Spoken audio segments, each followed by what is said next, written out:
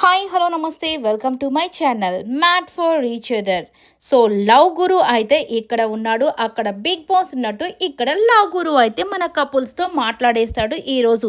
నిజంగానే 10 మంది కపుల్స్ మధ్య నిజంగా వీళ్ళని చూస్తుంటే అసలు వీళ్ళు మరి ఇంట్లో ఎలా ఉంటారో తెలియదు, కానీ ఇక్కడ మాత్రం కొద్దిగా షో ఆఫ్ చేసేవాళ్ళు కొంతమంది, ఇంకొంతమంది జెన్యున్గా అక్కడ ఎట్లా ఉంటారో అంటే ఈ ప్రతిసారి మనము పక్కపక్కనే కూర్చొని ఉండలేము.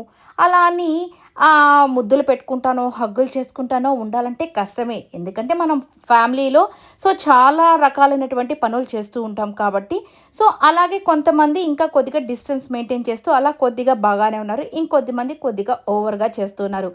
వీళ్ళందరి కోసమే ఇక లవ్ గురు వచ్చి 10 మంది జంటల్ని ఒకే దగ్గర కూర్చోపెట్టి ఇక మీరు లాస్ట్ స్టేజ్‌లో ఉన్నప్పుడు ఎస్పెషల్లీ మగవాళ్ళు మీ వైఫ్స్‌కి మీరేం చెప్పాలనుకుంటున్నారు? బిజీ షెడ్యూల్స్, ఎన్నో రకాలైనటువంటివి మనకు డైలీ లైఫ్‌లో కనబడుతూ ఉంటాయి. బట్ ఇక్కడైతే మీకు ఏ పని లేదు, హ్యాపీగా రెస్పాన్సిబిలిటీస్ లేవు, ఏమీ లేవు కాబట్టి మీరు లాస్ట్ స్టేజ్‌లో ఏదైనా మాట్లాడాలి, వాళ్ళతో మనస్ఫూర్తిగా మాట్లాడాలంటే ఎలా ఉంటుందో చూపించమని అడిగినప్పుడు ప్రతి ఒక్కరు వాళ్ళ వాళ్ళ ఎమోషన్స్‌ని షేర్ చేసుకుంటూ ఉన్నారు. వాళ్ళ వైఫ్స్‌తో వాళ్ళకున్నటువంటి అనుబంధాన్ని ఓకే. వాళ్ళు కొంతమంది ఏంటి లాస్ట్ స్టేజ్ అనే కాకుండా నార్మల్‌గా వాళ్ళు ఏదన్నా దాచిపెట్టినదైనా కానీ, అంటే ఏదన్నా చెప్పాలి అనుకున్నవి చెప్పలేకపోయిన మాటల్ని కానీ, కొన్ని వాళ్ళ మంచి కోసం కొన్ని ఏదన్నా దాచిపెట్టుంటారు కదా! ఇలా అనుకున్నాను, బట్ ఇలా చెప్పాలనుకున్నాను, నువ్వు బాధపడతావని ఇలా చెప్పలేనని, ఇలా కొద్దిగా ఎమోషనల్‌గా ప్రతి ఒక్కరు కూడా వాళ్ళ వాళ్ళ మాటల్ని షేర్ చేసుకుంటూ ఉంటారు. కొద్దిగా బాధ కూడా కలుగుతుంది. ఎందుకంటే ప్రతి ఒక్కరి లైఫ్స్ అంత స్మూత్‌గా అయితే వెళ్ళదు కదా! ఎవరైనా మనకిష్టమైన వాళ్ళు లైఫ్ పార్ట్నర్స్ ఒకరు వదిలి వెళ్ళిపోతున్నారంటే ఆ కష్టం అంతా ఇంతా కాదు. ఆ ఊహని ఎవరూ ఊహించుకోలేరు. కానీ ఇక్కడ ప్రతి ఒక్కరు కూడా ఇష్టం ఉన్నా లేకపోయినా ఒక టాస్క్ లాగా మనకు ఒక గేమ్‌లోకి వెళ్ళినప్పుడు ఆ రూల్స్‌ని ఫాలో చేయడం అనేది ప్రతీది కూడా ఇంపార్టెంటే. ఇక్కడ ప్రతి ఒక్కరు వాళ్ళ వాళ్ళ యొక్క ఇష్టం ఉన్నా లేకపోయినా వాళ్ళ లైఫ్ పార్ట్నర్స్‌తో ఆ మాటల్ని షేర్ చేసుకొని ఒకరు సారీలు చెప్పుకుంటున్నారు, ఒకరు బాధపడుతున్నారు, ఇంకొంతమంది యెస్ నేను ఉండలేనని చెప్పుకుంటున్నారు. కానీ ఇక్కడ హరీష్ గారు అలాగే హరిత గారు, నిజంగా హరీష్ గారి అంత ఇరిటేటెడ్ ఫెలో నాకైతే అస్సలు ఉండడేమో అని అనిపిస్తది. ఈయన్ని బిగ్ బాస్‌లో చూసినప్పుడు నేనేమనుకున్నానంటే ఈయన స్ట్రెయిట్ ఫార్వర్డ్ కదా! ఓకే అని అనుకున్నాం. కొన్ని రోజులైన తర్వాత కొద్దిగా ఇరిటేషన్ ఉంది. ఎందుకంటే వైఫ్ లేకపోయేసరికి ఇరిటేషన్ ఏమో అని అనుకున్నాను. కానీ నాకు అర్థమైన విషయం ఏంటంటే ఈయనకి ఎవరున్నా కానీ ఈయనకే ఫస్ట్ ఇరిటేషన్ అనేది ఉందని అర్థమైపోయింది. ఎందుకిలా అంటున్నానంటే ఈరోజు లవ్ గురు ఆ టాస్క్ ఇచ్చినప్పుడు కాసేపు కూర్చొని దాని తర్వాత మీ వంతు మీరు చెప్పండి అంటే, ఏయ్! అసలు నువ్వెవరు చెప్పేదానికి? నేనసలక దాన్నెందుకు ఊహించుకుంటాను? అసలు హరిత లేకపోతే నేనెందుకుంటాను?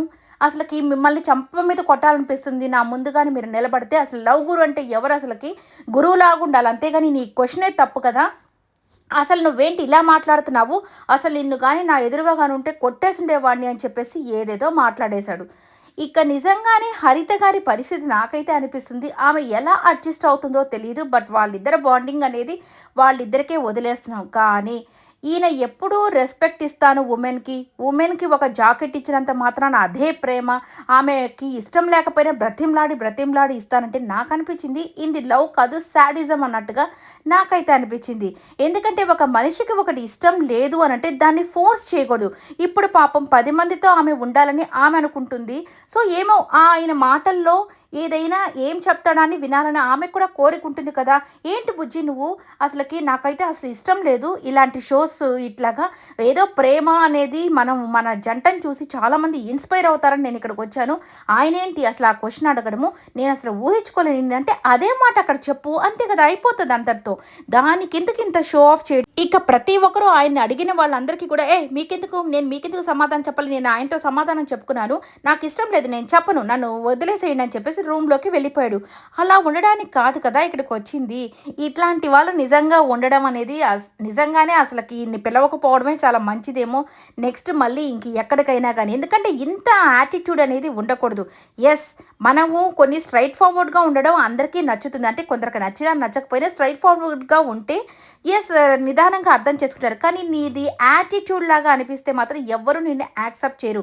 యెస్, నీ ఇంట్లో నువ్వు ఎట్లైనా ఉండొచ్చు. కానీ ఒక గేమ్ షోకి వచ్చినప్పుడు నిన్ను నువ్వు అందరికీ మంచిగా ఉండేదానికే చూసుకోవాలి. అలాగే ఇక ఆమె మైక్ ఏదో కొద్దిగా సైడ్కి వెళ్ళినప్పుడు ఆమె మీద కూడా ఎంత అరుసాడు, ఏంటి నువ్వు ఇట్లా బిహేవ్ చేస్తున్నావు, నీ జుట్టు అడ్డొస్తుంది, నీ జాకెట్ అడ్డొస్తుంది, నువ్వు సరిగా వేసుకోవాలి కదా, సరిగా కూర్చోవాలి కదా అంటే అయ్య బాబోయ్ అని నాకైతే అనిపించింది. ఇలా ఈరోజు ప్రతి ఒక్కరి మనసులోని భావాల్ని వ్యక్తం చేసుకుంటారు. అలాగే జున్ను మున్ను అదే బాను అలాగే జాను వాళ్ళ వెడ్డింగ్ యానివర్సరీ రోజు అని అందరూ కలిసి హ్యాపీగా సెలబ్రేట్ చేస్తారు. ఇక నూకరాజు వెళ్ళి అన్న రండన్నా అని హరిత హరీష్ని అడిగినప్పుడు, సారీ ఈ బ్రదర్ మాకు మనసుకు బాగాలేదు, నా బాటమ్ ఆఫ్ ద హార్ట్ నుంచి వాళ్ళకి కంగ్రాట్స్ చెప్పానని చెప్పు, సో వెడ్డింగ్ యానివర్సరీ అని చెప్పు అని చెప్పాడు.